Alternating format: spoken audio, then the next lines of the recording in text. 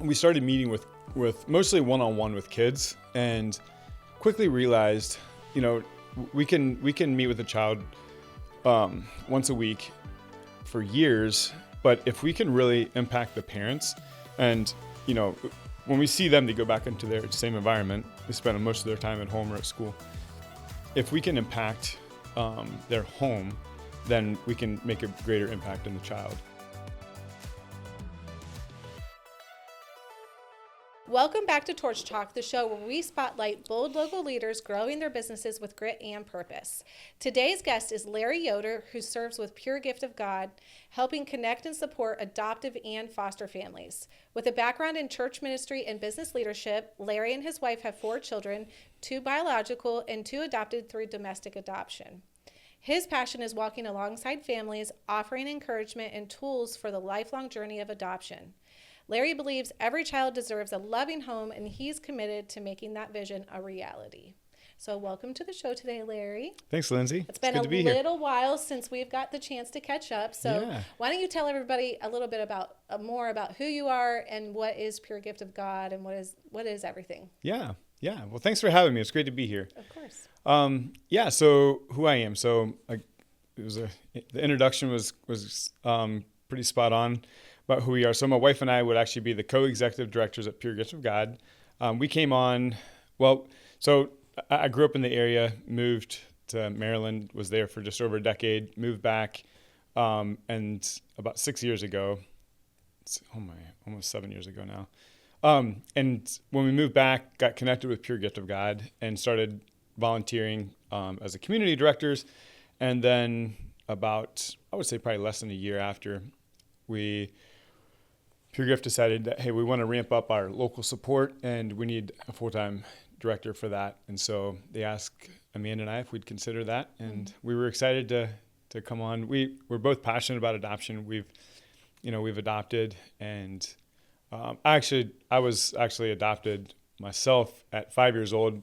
From my stepdad would have adopted me. So I grew up with my biological mom, met my biological dad for the first time ever when I was 30. And so I have that connection as well. And so something we're really passionate about. Pure Gift started back in 2013 as mostly out of, the founders, Kurt and Erica, and a group of friends had adopted, and just saw some pieces in their adoption journey that they felt like were missing. And like, we want to help other families kind of navigate through the experiences that we've had. And so that's kind of how Pure Gift was created. It was created as a grant program. So obviously finances is a big part of adoption. It's a big hurdle. There's a lot of families who have a desire to adopt, and then they start looking into it, and the finances just look overwhelming. It seems, overwhelming is the word that I think of. Yeah. Intimidating. It's like, how are we ever going to do this? And so the purpose of Pure Gift was to help make adoption possible for more families. That was kind of the tagline for Pure Gift. And it's still definitely very much our heart, and it's definitely still a big part of what we do. But about 5 years ago, when Amanda and I came on, we came on with the purpose of kind of building out that local support. And so we started with support groups, started foster parent support groups, and launched one in Holmes County. And quickly we were meeting at it's not there anymore, but New Grounds Cafe. And quickly outgrew that and moved it to a church, and then started another one in Wayne County. It was right after COVID. Everything was shut down, and the families were just kind of desperate for support. And really, when I say we supported them, we created a space for them to really support each other, because, I think a lot of times foster and adoptive families feel alone, and it's good for them to be around other families who kind of understand what they're going through, and they can relate and talk about some of those things that maybe they wouldn't talk about with just anyone. And so, we provided food and childcare and a place for them to connect for 2 hours once a month. And so then from there, we started offering more parent training stuff, and then started a therapy center about a year later. So that's That been, therapy center is new. I haven't heard about this one. yep. Where's the therapy center at? So it's over in Berlin, right beside the Dollar General. Okay. So it used to be an old flooring store. Yes. Oh, no, I've one seen of the Sam- center. I wasn't sure what that was. Yeah. Okay. Yep. And so that is a resource for both the parents and the children, or mostly the children, or what does that look like? Yeah. That's so on the foster side, you said? yeah. So when we started it, we initially started. It's called the Connection Center. That Okay. might be why Okay. you weren't sure if. Yeah. So we call that our Connection Center. So that is, when we first started it, we started offering more individual services. So we were meeting with the child, and it's all, everything that we do is, like our mission is serving those impacted by adoption and foster care. And so all of our clients would be impacted by adoption and foster care. It's not open for just anyone. We started meeting with mostly one-on-one with kids, and quickly realized, we can meet with a child once a week for years, but if we can really impact the parents, and when we see them, they go back into their same environment. They spend most of their time at home or at school. If we can impact their home, then we can make a greater impact on the child. And so we started looking for things that we could do to incorporate some stuff for the parents as well, and found it's something called Halo. It was started by Cindy Lee out in Oklahoma, and it's like a 10-week intensive where we take families through this program. So they come in, they meet once a week with a therapist. So the way that it's set up is we take the mom, dad, and one child from the family. So we take those three through this 10-week intensive. 1 week one day of the week they're meeting with the therapist, and then the other time they come in is for 2 hours, and they are in group together. So parents are in group together and kids are in group together, and we're really working with the parents. We're really working on helping them to understand how trauma affects the brain, how things to look for in their children, and giving them like some tools on how to help their kids really navigate through some of this stuff. Mm-hmm. And then with the kids, they're in group together, and they're also one of the neat things about this program is we have volunteers that come in from the community. So we call them buddies. So we pair a buddy from the community with a child. So that buddy is committed to coming for those 10 weeks and we pair him up with the same child every week. And so they get to build that relationship bond. We have a few of our therapists there kind of leading it, but then the buddies are there to kind of help the kids navigate. It's a pretty elaborate setup. They're doing different games, activities, all while, learning some of these skills like, compromise, like learning how to compromise, learning to accept no. And then also, lies that they're believing about themselves. And it's been a really effective program.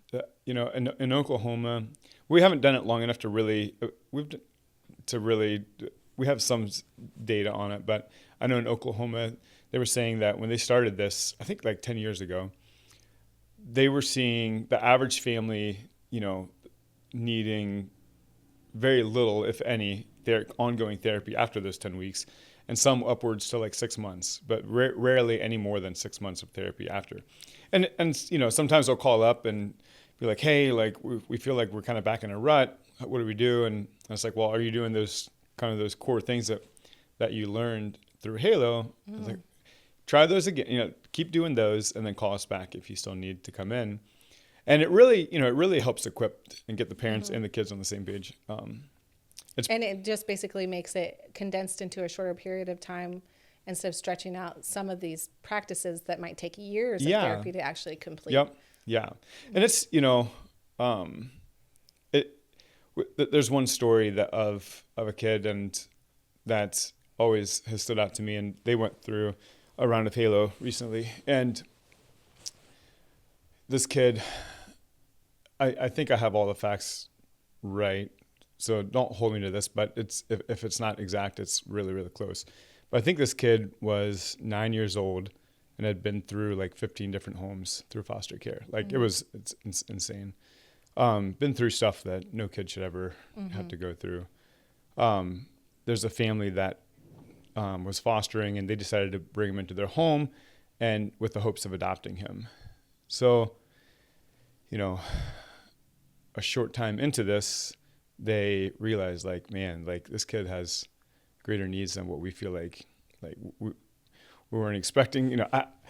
I don't know what all went through their mind. I don't know what they were expecting, with a kid with that's trying to survive and has learned skills of, when a child goes through trauma in the way that he did, like, they go into survival mode. And so they learn how to survive. I mean, God created us in this incredible way that we can go through some of the most horrific things and, like, survive. And so he was in survival mode. So they actually reached out and were like, we don't know what to do. We want to adopt him, but we don't know. At this point, we're not sure if we can. And so they actually went through Halo and came out on the other side of Halo, and we're like, hey, we feel like we have the tools that we need to do this. And they ended up finalizing adoption beginning of 2025. That's amazing. So, yeah. I know from knowing you and understanding the organization, that was something that was so insightful to me as I learned, like, I'm a parent, so it's very easy for me to understand, like, I have other children, so the idea of adopting or even fostering and bringing that in and understanding that influence, totally can see the parent perspective. Yeah. We don't always, if you haven't been through a traumatic thing yourself, like, you might feel like God is calling you to adopt, but if you haven't experienced that, and knowing that as parents, we tend to go into very authoritative, like, I know, like, I'm imagining my husband right now and how he parents our kids sometimes. Yeah. Like, but the reasons they're doing the things they're doing, you have to understand that better in order to give them the grace that they need and the tools that you need to manage that as a behavior. And I just remember in talking with you earlier, that was so, honestly, when you're sitting there talking half the time, I'm like, I think all parents need this information. Oh, yeah, 100%. Yeah. Yeah. Yep. But it's so great. I was going to ask for a story or see if you had an example. I think that is something, the general public needs to have more awareness around. What you guys are offering is not only, like, everybody, well, not everybody, you offer grants for adoption, but there's so much more after that. So we adopted, now what? We fostered, now what? And those extra resources, these therapies, that's really helping make it successful, right? Like, or fostering all the way to adoption, which is what we need. We need kids to find homes. Yeah. And it's such a need. Yeah, it's huge. And you're right. Like, the initial adoption is just the start. I mean, when you're first looking at adoption, that looks like the most overwhelming thing is those finances. And the reality is, I don't want to say this too loud and scare people off of adopting, but the reality is that is the ongoing struggles and the stuff that comes later, helping your child navigate through loss and navigate through that pain and trauma and all those things it's a different level. Mm-hmm. And the more that I feel like the more that we can build community, the more that we can provide support. And because we're only focused on foster care and adoption, we spend all of our time and energy, like, how can we better serve these families? How can we better build community where they feel like they can come and not be judged and not. Well, that's what, because you imagine parents need a place to blow off steam and say, why am I did it? Yeah. And then you go through the solution, but not like why do you even feel like that? And then they probably feel guilty for even feeling like that in the first place. Yeah. Yeah, exactly. Guilt's a part of parenting, whether you adopt it or not, right? Yeah. Yeah. Well, and in our culture, like, it's all, like, we're raised, I grew up Amish. You're raised to, like, you're supposed to keep it all together. Everything's supposed to look good. You're supposed to keep it together. Your kids should be in line. And when you have kids that, I mean, honestly, like, one of our bio kid, like, we've struggled with, just as much. Mm-hmm. But, so when you said every parent should have this, when we first went through TBRI, when we first came on with Pure Gift, we have a conference that we do every year called Hope of the Journey. And they were talking about how great this conference is. And we're like, okay, yeah, cool. And then we went through it and we're like, oh my word. Okay, now I get it. And, like, man, I wish I would have had this, 6-7 years ago when we were going through some rough stuff with one, or before we ever got married, or like it's good stuff for anyone to understand and to look, to find one of the core things of that is like seeing the need behind the behavior. So it's not, these kids aren't bad kids. Like there's a need behind that behavior that they're trying to get met, and like keeping it, like finding that and figuring out how do we help this kid navigate through this, rather than, you're not going to discipline it out of him. Mm-hmm. Like, I mean, you can discipline him, get him to walk in line, but it's not going to take care of the root problem. Mm-hmm. And so finding ways to do that. But so when it comes to the grant side and adoption, what are some of the application steps or support that you're offering then for potentially adoptive parents? Mm-hmm. Like, what does that look like? Is there any proactive, like, here's what to expect, courses, classes, things like that? Yep. Yeah, we just had someone reach out. I actually need to call them back today. But there's families that reach out saying, hey, we're interested in adoption. We don't know where to start. And will you meet with us? And so there's a lot of times we'll meet with them, or if they have a specific, interest in adopting from India, we'll connect them with families that have adopted from India and so forth. But so the first step is really trying to figure out what type of adoption are you interested in? Is it a domestic infant adoption? Is it adoption through foster care? Is it international? Well, can you quickly tell us what would be the main key differences other than age between those three things? Yeah. So other than age, so like domestic infant, that's, adopting a newborn through, from the States. The cost of that, I'll cover some of the cost stuff too. The cost of that is, I would say on average $35,000 for domestic infant adoption. So we've seen domestic infant adoptions. I think the highest one I ever saw come through our grant program was like $109,000. It's insane. That's a whole nother rabbit hole to go down. We like to catch families before they choose an agency, because unfortunately there's agencies that are not, they're like legally set up, but they're unethical. They're utilizing it for a profit. Correct. And it's really sad because like they're taking advantage of vulnerable people and vulnerable children. And it's really unfortunate because there are great agencies out there, and that's why I always say, like, before you sign on to an agency, like it really shouldn't be over $35,000, $40,000 tops. Like there's no reason. I understand, like when our adoption, our first two that we adopted, we were living in Maryland at the time and went through a local agency there.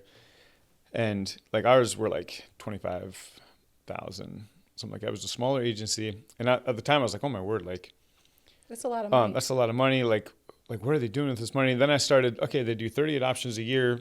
They have X amount of staff, social workers.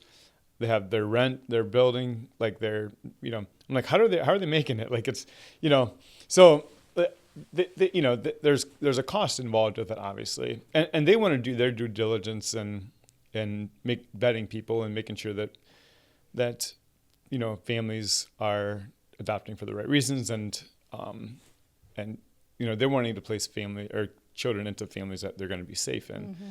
And so there's a due process, and I understand that. But once the frustrating thing is once you get into 40, 50, $50,000, $60,000 and more, it's like, where's that money going to and why? Yeah.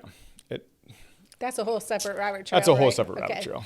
Well, so then what sorry. Go ahead. Get back to the question. So domestic infant adoption, you're adopting a newborn. A lot of times straight from the hospital.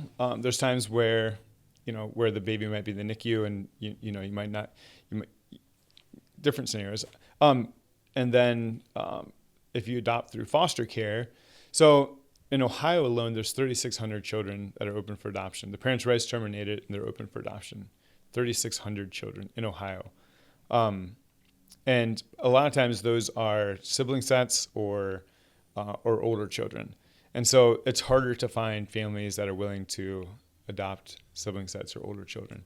That's why the need is so great. Most of the time, not always, but most of the time, if a child is in foster care and they're, under 1 year old, I don't know what the average is. I'm just saying 1 year old, but a lot of times the families, the foster families, will adopt them. Then if PC happens, that means the parents' rights get terminated. But if it's a siblings that are older, they're more likely to then just stay in the system until they find a family to take them, which is really sad. I mean, it's sad how many children, are growing up without that permanent family, and so that would be a foster to adopt. And then international, international, like India is a big one right now. There's a lot of families that are adopting from India. China shut down, and India's kind of taken over as that place that a lot of people are adopting from. And with India, there has to be some sort of special needs. So it doesn't mean like there's one actually lady from our community. Well, she's from Wadsworth, but she adopted sweet little Tally. She's 6 or 7. Oh gosh. No, our kids Larry. All day. Oh, you clearly have children in your home. Yep. Teenagers. Well, one teenager. Middle school.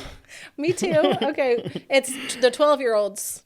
I got a 12-year-old. She's anyway. Okay. So, so single mom Jackie, she adopted a little girl. She's had her since I think she was 2. She has no arms and no legs. Okay. And that's an extreme scenario. Like it can be anything from limbless to any other type of special needs. It could be pretty mild, but I don't think you can adopt from India without being open to special needs. But anyway, Jackie's incredible. You should have her on your podcast sometime. But she's got an incredible story. So international adoption, definitely a huge need. Obviously, there's millions of orphans all across the world in need of homes. So that's definitely a huge need as well. But yeah, I think one of the things I was thinking about when you were talking about like with foster adoptions, are there other organizations like you around the state? Because I know what you guys are doing locally. I think that part of what you're doing is you provide support for adoption, but you provide awareness to the public from a marketing perspective, knowing that within the U.S., the government is really the one managing fosters. It creates this barrier where I don't think that that's always communicated very well. Yeah. And we as people, as Americans, if it's not in our face all the time, it's very easy to just not ignore the problem. Like I don't go around my day thinking about the children that need, every time I look at you, I think about it. Yeah. But you're not around all the time. So are there other organizations like you that can help bring awareness to that? This is kind of like a derail, but it's just where my mind goes. I'm a marketing person, so I'm like, man, we need to market about this. Like, are there any campaigns across the state of Ohio that says there's 3,600 children? I have occasionally seen a billboard, but again, it's not, if it's not in the right place at the right time with consistent. Yeah.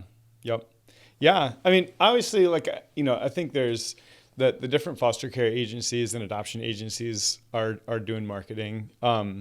I know I've seen like a Encompass or Encourage Foster Care billboard and stuff, but as far as other organizations that do what we do here in Ohio, I'm not aware of any that provide adoption grants and the post-adoptive services.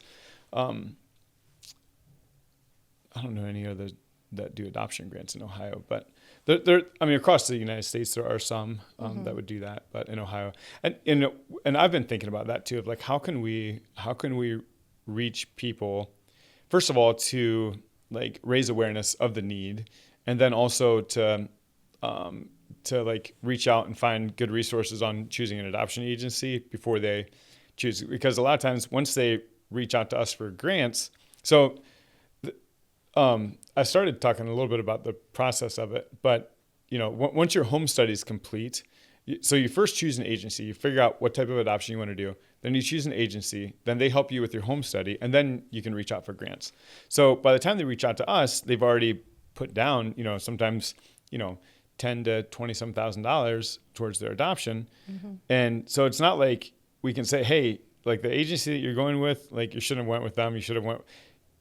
If they would pull out, they'd lose that, $15,000 to $25,000. And so it kind of puts them in a hard spot. So there needs to be some pre-awareness Yeah. education. So if we could catch people on the front end and kind of help them navigate through. And I think too, one of the things that there's such a stigma around foster care and especially around teenagers.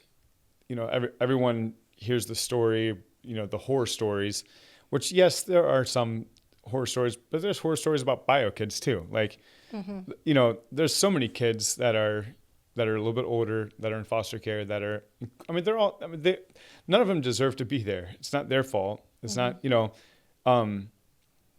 they just need a family. And, there is such a stigma around like, well, I'd be scared to bring an older kid in my home. And,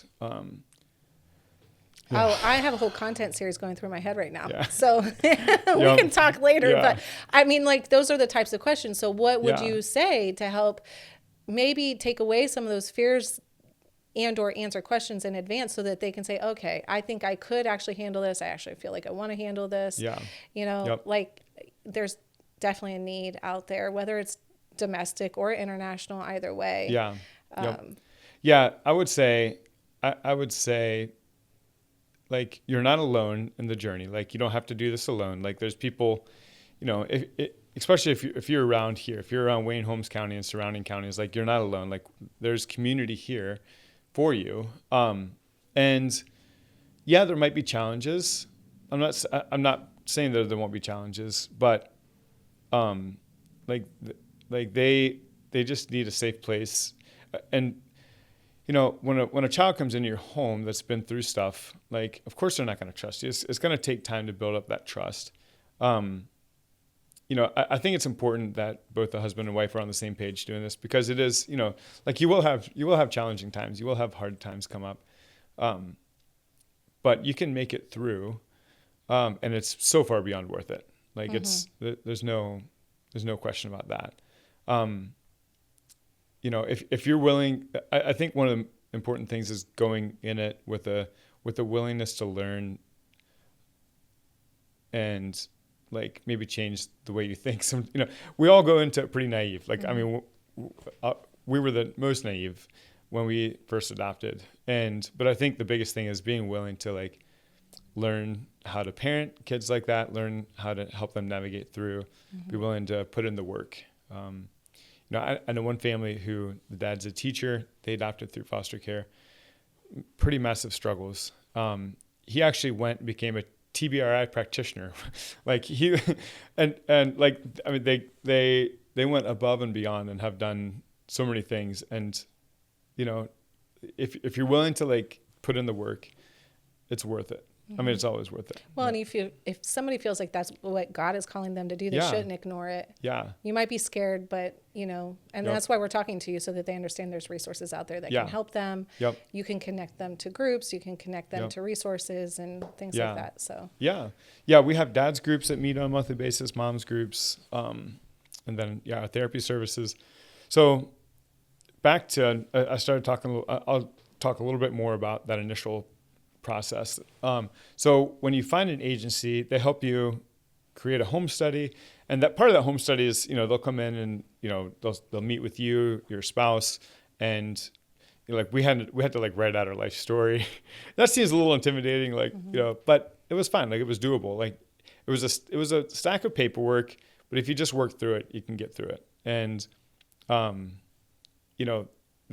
I remember when the caseworker came for the home inspection, it was like, oh my word, we have to, like, clean out every crevice of our house and, under our bed, clean out our dressers.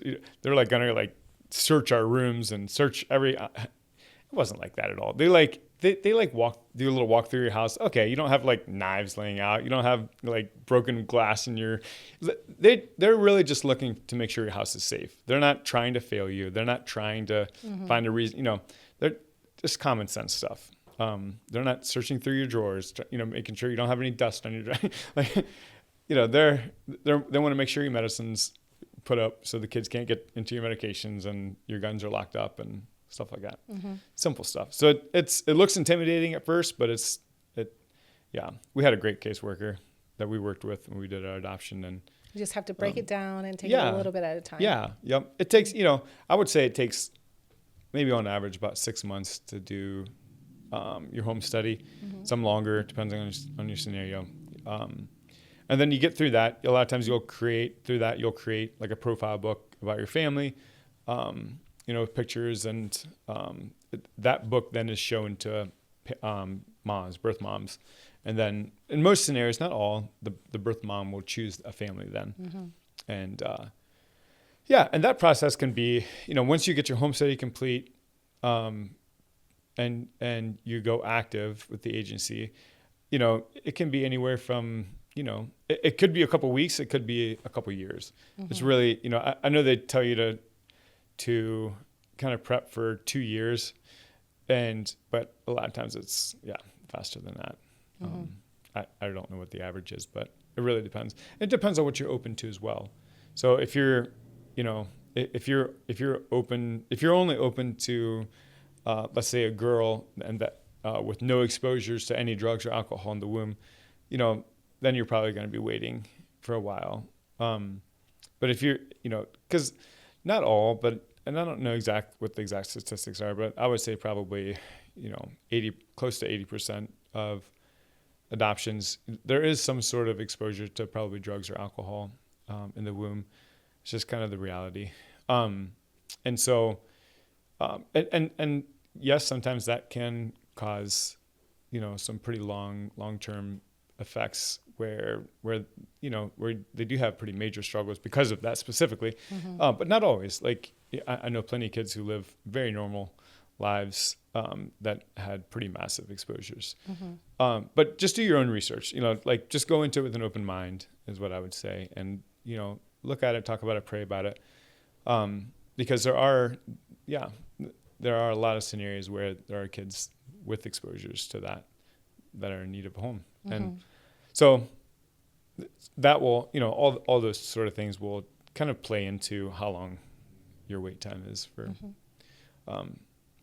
now if you're adopting through foster care, that's pretty quick. Like because of the amount of families or children in need of families, that's a pretty quick process. But yeah, so once you get your home study done, then you can start applying for adoption grants. There's Pure Gift of God. There's Show Hope. Like Stephen Curtis Chapman, they have an organization called Show Hope. They do adoption grants.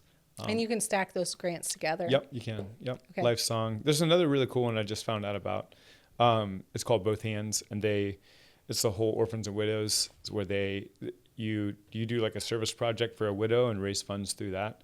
Okay. Really cool organization. But yeah, so there's all kinds of different resources. I've heard families say like, there's a family specific one that I'm thinking of. They adopted 4 times, and they said every time that we went to adopt, we didn't have the money, but we always, the money always came, and we always figured it out. And so, like if you're thinking about adopting, but you feel like the finances is too much, then just know that, sometimes all you have to do is start. Yeah, just start. Yeah, you just have to do the next step. Yeah. And see what happens. Yep. So. And we never want finances to be the thing that holds families back from adopting. Because I believe that God can provide for that. And there's like organizations like us and others that are out there that are wanting to help and are here for you. So what you are doing is super impactful, but how are you doing what you're doing? So talk a little bit about like, what does supporting Pure Gift of God look like? What events do you have? Yep. Like, let's share. Yep. So we have different fundraisers throughout the year. We have, the Amish Country Half Marathon. Which happened in September. Yep. Happened in September. My friend Becky won the half marathon. Nice. Woo-hoo. That's awesome. Very cool. Yep. Some of the proceeds from that go to Pure Gift. So that's the support that we have. And then we have the Columbus Marathon, which we just finished. That was 2 weekends ago. So we had 60 some runners go down to Columbus and run that. So runners sign up for Columbus, and they sign up through Pure Gift as well. And then they raise funds for Pure Gift. So they ask people to sponsor them for the race. Correct. Yep. And so that's a pretty big staple fundraiser that we do every year. Thank goodness that's coming back after COVID, right? Because Yeah, that was a little I know. rough during those years. Yeah. Yep. It was that year. Everything was shut down. I think you could do it virtually. That was before we would have came on, but I think they did like virtual runs and stuff, and what a mess. So yeah, you can always come run. I know there's a group this year that walked. There's a group of walkers. So you don't have to be a huge runner, and it really is a great challenge too. It gives you a purpose to run. You know, I don't want people just running out. It's like it gives you purpose, and we have a great group that goes down there. So that's one of our fundraisers, and then we have our banquet. We have a banquet that we do every year, and that's April, May. I think next year might be a little bit earlier. And then we have a classic car raffle every year. That's really fun. So in 2025, we had a 64 GTO. 2026, we have a 79 Trans Am Smoking the Bandit car. This might be the first time you're hearing about it. So that's a fun fundraiser. That's been really good. And then we have a corporate sponsorship through the month of November every year, where in the month of November we have a matching grant. We raise funds, and then in December and January, families can be nominated for to be a recipient of that grant, and those grants are up to $25,000 to help pay off their adoption. And so in February we choose those. That's always really fun. That's a fun phone call to make, and it's just a huge impact. And then and then we have businesses that support us and individuals that support us on a monthly basis. That's something that we really want to grow. You know, as Pure Gift has grown, like we've added a lot of services, and like when we started our therapy program, we didn't start it to make money. I mean, it's purely a ministry. And so like we don't charge anything for foster families. Foster families and kinship placements are free. And then if adoptive families can tap into something called PASS funding through Ohio that's like adoption subsidy for like mental health stuff and different things. And then we also have some families that are self-pay. And then we have a grant program for those services as well. Families that are needing therapy services through Pure Gift, we have a grant program set up that, you know, and again, we don't turn anyone away for finances through that. And so, like, as we've grown, we've also seen the need of like, okay, we really need to, it'd be nice to have more support that we can depend on. And so that's something I've been working on, is trying to get the word out of like, it'd be helpful to have monthly supporters that we know of. That way, when we're looking at a budget and creating a budget for the next year, hey, you know, we can afford to hire another therapist this year, or, you know, whatever the need is there.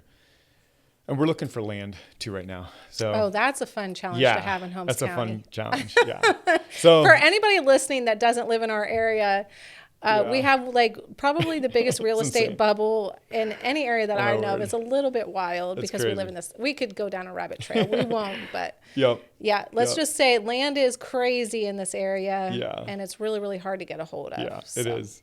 I will send a prayer up for that. Good luck. Thanks. Me too. Eventually, right? Yep. Yeah, it's, you know, like right now we have, and we're so grateful for the space that we have right now. It's a absolute blessing for the space that we have right now. But we have two different locations. So we have our office, like my office would be over by Troyer's. So we have a couple office spaces up like above Mission Thrift there at Troyer's in Berlin. And then we have our therapy center in Berlin on the other side of town. And,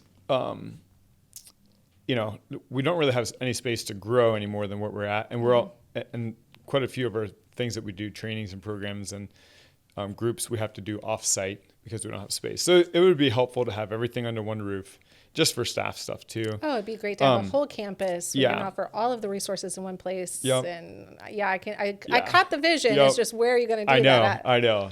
So we're looking. It's almost like you need like a church-sized building, because you can really grow and expand and do all kinds of different things like that. And we do animal assisted therapy as well. So our long-term vision is to have two long-term things that would fall into the space categories. One is, you know, we give adoption grants to families all across the U.S. And so, you know, we talked about this before, that initial adoption is just the start. And so like around here, we have support for families where we can walk alongside them.